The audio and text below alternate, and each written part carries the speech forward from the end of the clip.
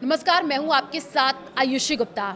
इस साल 9 सितंबर बहुत ज़्यादा चर्चा में है क्योंकि 9 सितंबर नवा महीना क्या कुछ खास रहने वाला है, ये जानेंगे। हमारे साथ डॉक्टर राज मिश्रा मौजूद है। बहुत बहुत स्वागत है आपका। धन्यवाद आयुषी जी। राज मिश्रा जी, आप ही बताइए, क्योंकि 9 सितंबर की चर्चाएं बहुत ज़्यादा है, ये बहुत खास रहने वाला है, कुछ लोगों के लिए अच्छा नहीं रहेगा, आपसे जानना चाहेंगे। वास्तविकता में 9 तारीख की चर्चा होनी भी चाहिए और इम्पोर्टेंट भी है चर्चा करना, क्योंकि एज ए मार्गदर्शक, एज ए ज्योतिषी, एज ए एस्ट्रोलॉजर हमारा कर्तव्य होता है, रिस्पॉन्सिबिलिटी है कि हम समाज को अच्छी और सावधान करने वाली दोनों चीज़ों के बारे में बताएं। बिल्कुल। 9 तारीख इसलिए इम्पोर्टेंट है, आप सब लोग जानते होंगे 9 का अंक रिप्रेजेंट करता है मंगल को। अब अगर इस वर्ष की बात करें तो इस वर्ष का मूलांक क्या बन रहा है? इस वर्ष का अंक भी मंगल का है, यानी मंगल का ये वर्ष है। 9 तारीख का मंगलवार के दिन ही पढ़ना, 9 तारीख का मंगलवार के दिन ही पढ़ना और मंगल का ही वर्ष होना, और सबसे बड़ी बात है, जो सबसे बड़ा इंपॉर्टेंट विषय है वो ये है कि उस दिन चंद्रमा, शनि और मंगल, ये दोनों तीनों प्लैनेट एक दूसरे से समसप्तक में होंगे। ये बहुत बड़ा विषय रहने वाला है। चंद्रमा, शनि, मंगल तीनों प्लैनेट एक दूसरे से समसप्तक के अंतर्गत होंगे। तो इसलिए 9 तारीख को कोशिश करना चाहिए, सभी के लिए ये इम्पॉर्टेंट है, जो लोग सनातन, मतलब सभी के लिए वैसे इम्पॉर्टेंट है, लेकिन जो लोग स्पेशली अपनी सुरक्षा और अपने परिवार की सुरक्षा के लिए प्रयास करते हैं, हम सभी इस बात को करते हैं, तो उस दिन आपको तेज गति से वाहन चलाने से बचना चाहिए, क्योंकि उस दिन लोगों में क्रोध बहुत उत्पन्न होगी। अच्छा। अगर आप दुर्घटनाओं का वो निकाल करके, कोई डाटा निकाल करके विश्व का देखेंगे, तो आप 9 तारीख को दुर्घटनाएं अत्यधिक होते हुए देख पाएंगे। हमारा काम है, जनरली जब कुछ हो जाता है तो लोग कहते हैं कि साहब एस्ट्रोलॉजर्स ने तो पहले बताया नहीं। हाँ। अगर आपको ये पता था तो आपने पहले क्यों नहीं आकर के बताया? हमने आपको, आयुषी जी पता होगा कि हम आपके साथ ही शायद पॉडकास्ट कर रहे थे। हाँ। जितनी सारी घटनाएं हुई थी उसको लेकर के, 2025 जब शुरू हुआ था तभी हमने इस विषय पर डिस्कस किया था। बिल्कुल। इवन पहलगाम अटैक के बाद भारत क्या करने वाला, इस पर हम लोगों ने डिस्कस हाँ। किया था। इसीलिए आपको सचेत करने का विषय है कि एक तो 9 तारीख को चंद्रमा, शनि, मंगल तीनों की दृष्टि होने से परिवार में आपको ध्यान रखना है, क्रोध करने से बचना है। कुछ भी इंपॉर्टेंट टॉपिक पर डिस्कस करना है तो उस दिन मत कीजिए।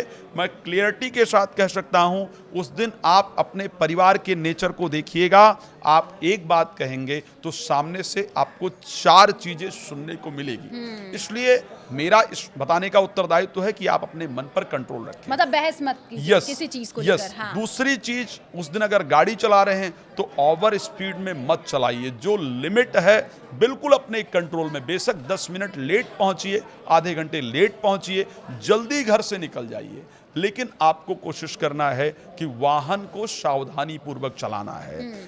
और दूसरी बहुत इंपॉर्टेंट चीज, सुबह 9 बजे घर से निकलने का प्रयास मत कीजिए, ठीक है? हाँ। सुबह 9 बजे आपको घर से नहीं निकलना है, ये आपको विशेष ध्यान रखना है। थोड़ा पहले निकल सकते हैं, थोड़ा बाद में निकल सकते हैं, लेकिन 9 बजे स्पेशली आपको अवॉइड करने की आवश्यकता है। तीसरी, उसके बाद की जो इंपॉर्टेंट चीज है, हाँ, आपको ट्रैवल करना है, आप यात्रा इत्यादि करने जा रहे हैं। हाँ। अगर आप यात्रा कर रहे हैं, लाल कपड़े पहनकर उस दिन यात्रा ना करें, और अगर मजबूरी है, कोई ड्रेस इत्यादि है, कोशिश करें कि 9 तारीख को लाल कपड़े पहनने से आप बचें। बहुत इंपॉर्टेंट अगर होता है तो फिर हनुमान जी का स्मरण करके ही यात्रा को करें, या यात्रा करते वक्त कोशिश करें कि आपके पास कोई हरे रंग का वस्त्र या कोई सफ़ेद रंग का वस्त्र या रुमाल इत्यादि अपने साथ जरूर कैरी करें। घर से निकलते वक्त अगर यात्रा बहुत जरूरी है, करना पड़ रहा है, तो 11 बार गायत्री मंत्र का जप करके और गंगा जल का पान करके ही यात्रा करने का प्रयास करें। जब घर से निकलना है तो, क्योंकि दक्षिण दिशा मंगल को रिप्रेजेंट करती है, अगर दक्षिण की यात्रा है तो उसको कैंसिल करने की कोशिश करें। नहीं दक्षिण की यात्रा अगर जाना ही पड़ रहा है तो कृपया कुछ कदम, 11 कदम पूर्व दिशा की तरफ जा करके फिर दक्षिण दिशा की यात्रा करें, ताकि वो यात्रा आपके लिए फायदेमंद रहे। तो हमें क्रोध करने से बचना है, किसी चीज के खरीदारी से बचने की आवश्यकता है। कोर्ट कचहरी इत्यादि के केस हैं, अगर उस दिन कैंसिल आगे डेट ली जा सकती है तो उसको लेने का आपको प्रयास करना चाहिए। यात्रा आपको अवॉइड करना चाहिए। इन सब चीजों पर आपको विशेष ध्यान रखने की आवश्यकता है। जी आयुषी जी। बिल्कुल, क्योंकि आपने ये चीज़ बता दी कि क्या करें क्या ना करें। अब राशियों के अनुसार भी जान लेते हैं राज मिश्रा जी कि किन राशियों पर क्या कोई विशेष प्रभाव रहेगा, उनको बचाव के लिए क्या करना चाहिए? देखिए, अगर मैं मेष राशि के लिए बात करता हूं तो इस दिन स्पेशली गाड़ी चलाते वक्त सावधान रहना चाहिए। रास्ते में लड़ाई होने से मामला बहुत आगे बढ़ जाए और कोर्ट कचहरी तक पहुंच जाए, इसकी संभावना है। गाड़ी चलाते वक्त सावधानी रखनी चाहिए। हाँ। अगर मैं वृष राशि को लेकर के बात करता हूं, बच्चे या प्रेमी प्रेमिका को डांटने से, लड़ने से आपको बचना चाहिए।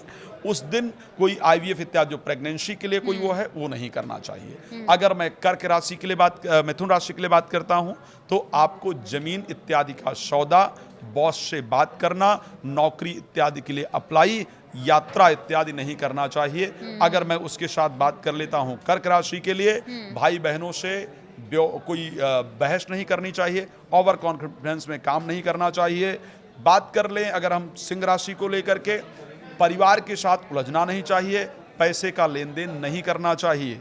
कन्या राशि को लेकर के खुद का बचाव, यात्रा से बहुत बचना चाहिए, स्वास्थ्य का बहुत ध्यान रखना चाहिए। बहस के कारण बीपी हाई हो, प्रॉब्लम हो, इस प्रकार का योग है। अगर हम तुला राशि को लेकर के बात करें, लेन देन बिल्कुल ना करें, शांति से घर में सोएं, कोर्ट कचहरी के मामले को लेकर कोई प्रयास ना करें। वृश्चिक राशि, शेयर मार्केट और संतान से संबंधित कोई कार्य आपको नहीं करना चाहिए।